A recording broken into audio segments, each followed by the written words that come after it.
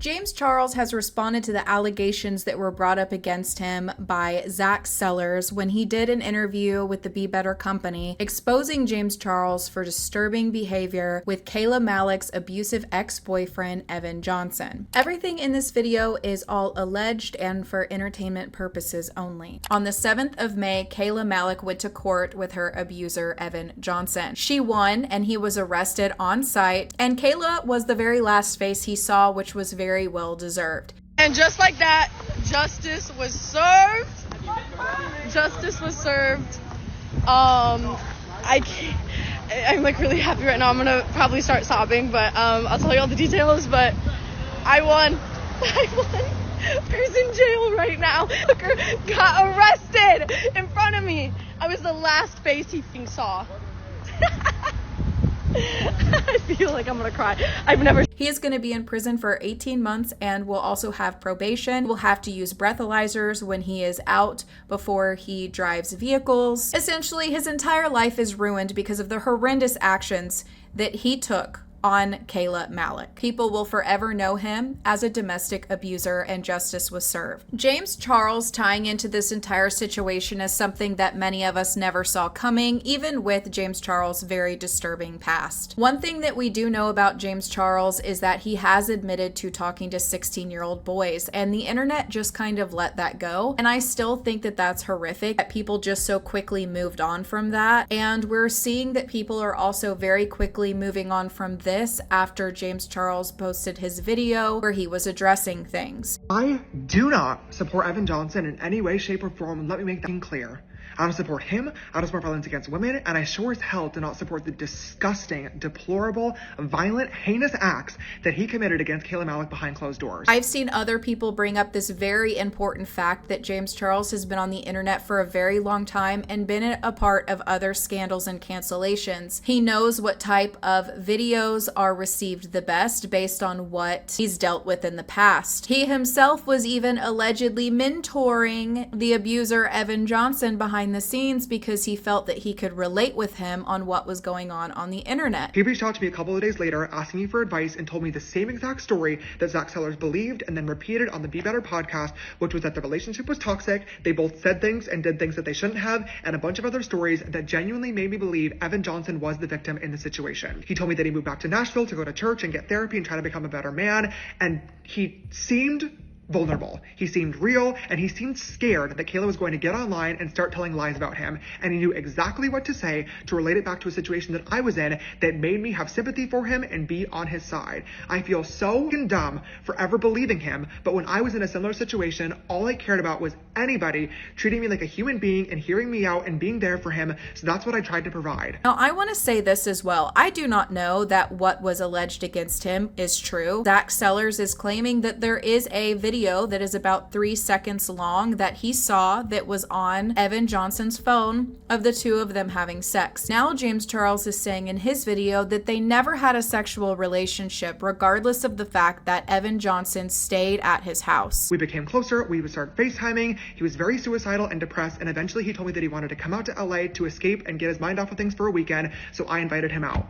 All we did was sit on the couch, order food, watch movies, but over the course of the weekend, I slowly started to notice that some of his stories were not exactly lining up. There were inconsistencies, and I started to get worried that I might be on the wrong side of things, and that was confirmed as soon as Kayla noticed that he was at my house and I had to lie to her.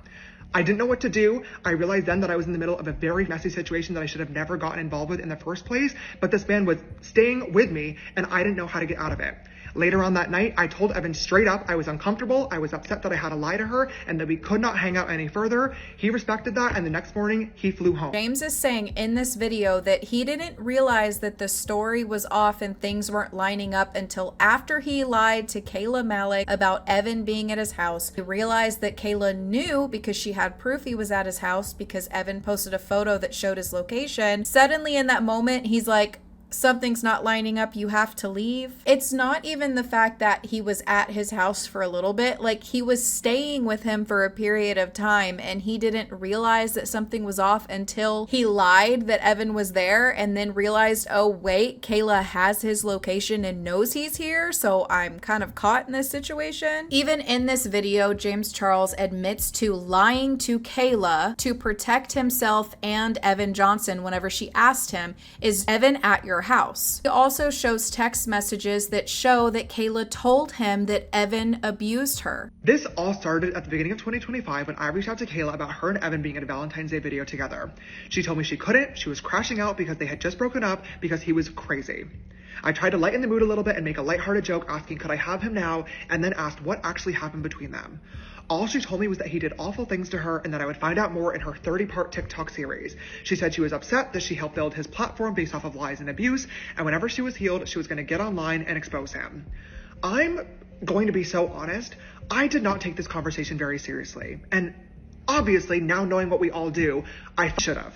Reading it back now, it is super clear that she was using humor to cope, and that is perfectly fine and valid. But at the time, I genuinely interpreted these messages as a messy breakup. Maybe he cheated, maybe they got into a drunken argument that ended badly. I could have never imagined what she was actually going through behind the scenes. A lot of Kayla's own friends and family have said they had no idea what she was going through. I want to say this, I do believe that James Charles didn't know everything that we all now know. I do believe that because Kayla didn't tell him and Evan wouldn't have told him, so there would have been no way he knew the extent of everything that was going on. However, in this text message, she did say abuse.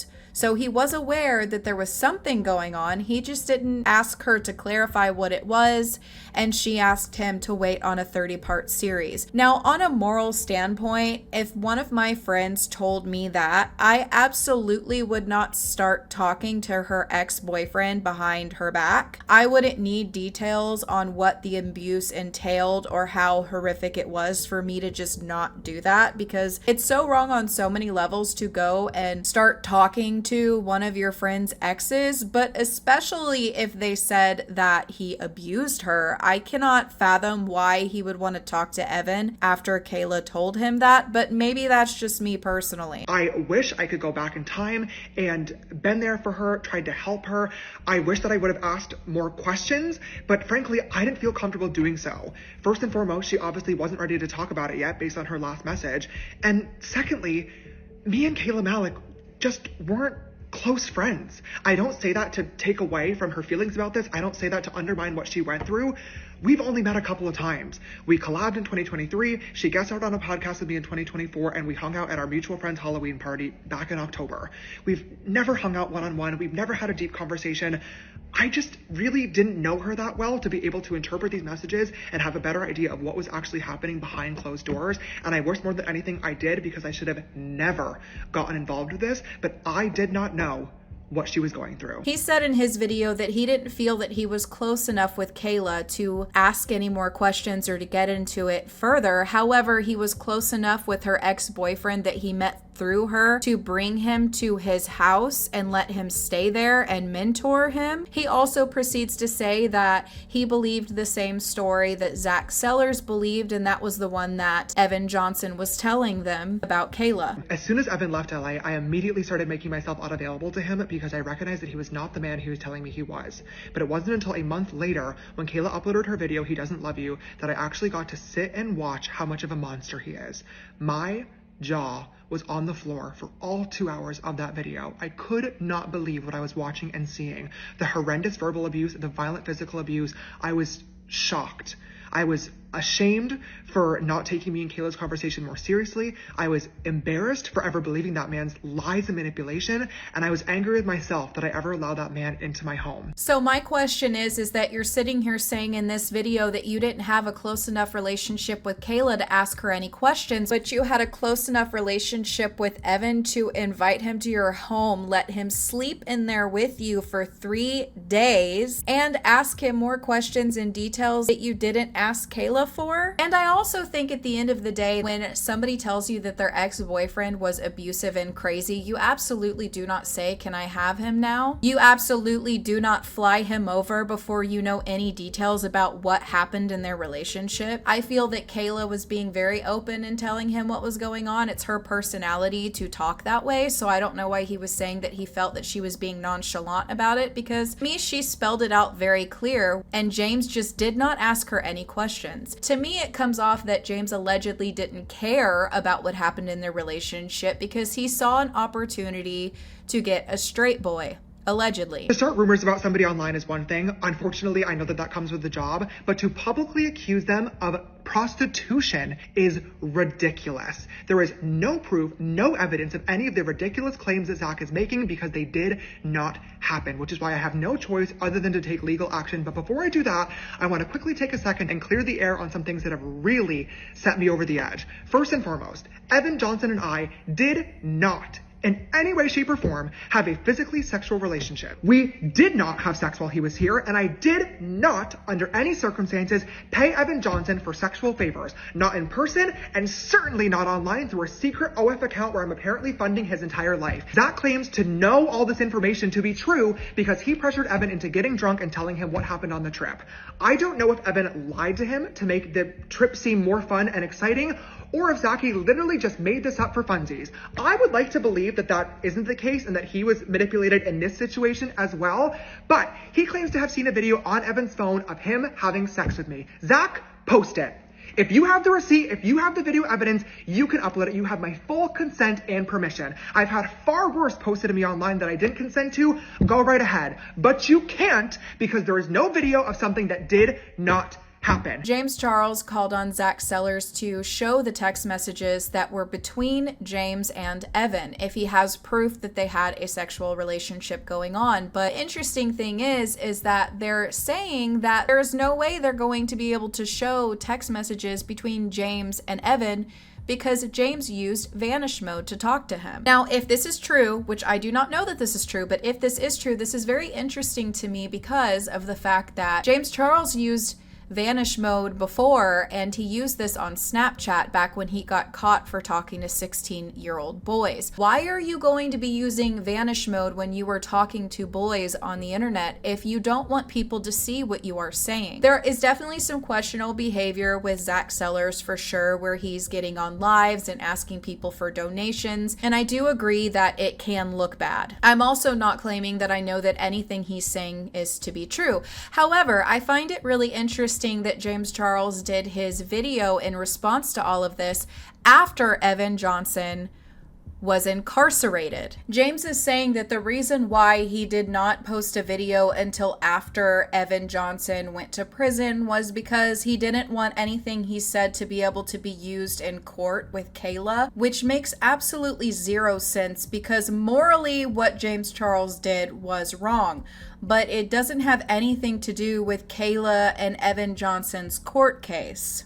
I don't understand why anybody in his comment section saying, "I low-key believe him," believed this. Because why would they bring up James Charles and Evan Johnson's relationship at all in a court case about domestic abuse between Kayla and Evan? That had zero to do with James. It makes me feel like he was waiting to see if Evan was going to be in prison before he gave his side of the story. I could be wrong, but it kind of looks like that. I have not spoken out about this for a couple of different reasons. The main one being, this is going to court this week. Anything I or anybody else says online can and probably will be used by either Evan's defense attorney or the judge to affect the outcome of its ruling. And I didn't want to put Kayla at any risk for that. I hate that I'm getting online and filming this video right now, but I truthfully have no other choice because I've also spent the last several weeks trying to get in contact with the only person involved in this that actually matters and needs to hear the truth, and that's Kayla Malik. And she has been unwilling to have a conversation with me. And frankly, I don't fucking blame her. After I watched the laughable interview between Be Better and Zach Sellers, I wouldn't want to have a conversation with me either if I was being fed complete bullshit lies and misinformation from the person whose only source of information is the same man that lied to and abused me for 9 months straight. He's also trying to say in this that Kayla doesn't want to have a conversation with him because she was fed lies by that interview between Be Better and Zach Sellers. But does anybody realize that it doesn't matter if they actually had sex or not? The fact that he was talking to him at all, it could have just been an emotional thing. It could have just been a friendly thing. It doesn't matter if it was an intimate thing or not. It was the fact that to his friend's ex that he was told was abusive. He wasn't told all the details, but she said in the text he abused her. James Charles chose to not ask any more questions about that. It doesn't matter if they had sex or not. In regards to him saying that all of the talk about him and Evan is taking from what actually happened with Kayla and Evan, James is still the one that decided to post this video the day that Evan was arrested. He didn't even give her a day. He is also telling Zach Sellers that if he has the video of the two of them having sex, that he has his full permission to post it. However, Zach has gone on the record already saying that he doesn't have this video because it's on Evan Johnson's phone. Evan Johnson is going to be in prison for the next 18 months. I find it interesting that James decided to wait to post this video after he knew that he was going to be incarcerated and nobody is going to have access to Evan Johnson's phone where this alleged video remains. At the end of the day, we don't know what is true and what is not true. We are listening to two people that do not have a good track record. One person abused his girlfriend for 9 months. So how do we know that we can believe everything that he told Zach Sellers? And James Charles has a history of talking to 16-year-old boys on social media. At the end of the day, it doesn't matter if they had sex or not. It shows your morals when your friend tells you that they were abused by someone and you go behind their back to invite their ex-boyfriend to stay with you for 3 days, and then you lie to your friend about him being there until she catches you red-handed. I think that morally, those things are wrong, and those things are not alleged. Those are things that James has admitted happened. I think that people are getting a little bit clouded on did they actually have sex and if that fact actually happened or not. And to be honest, I don't think that that matters. I think the fact that he brought this man into his house when Kayla said, he abused me, I think that that's terrible. Whether he asked her more questions or not, it's the fact that he didn't ask her more questions, chose to be in contact with her ex and ask him the questions and not question if maybe he was being dishonest or not until he was caught with him. People are leaving James Charles a bunch of comments on his TikTok saying, I believe him, I low-key believe him. Yeah, I believe him on these things too, but it doesn't change the fact that it's still wrong. Would you want a friend that if you told them, hey, my ex has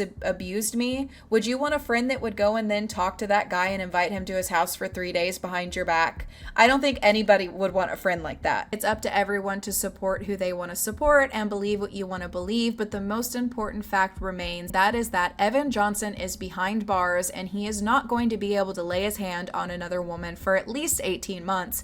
And when he comes out, he's going to be on probation. He's going to essentially be controlled. He's not going to be able to do whatever he wants to do. It will always be on record that he was in prison for domestic assault. So women will now know going forward, if they choose to be in a relationship with him, that this is something that he did. His life is forever ruined, thankfully. And I just want to say I'm so proud of Kayla for getting out there and making her videos and being so raw and unfiltered and honest about what she went through in an attempt to not only get justice for herself, but to also be an inspiration to other women to get out, to be an example that you can leave, and also to show women that you can win a case against your abuser. I'm really interested to see if Kayla comes out and says anything about the James Charles situation. You all are going to have to let me know what you think about this in the comments down below, and I will see you soon for another video.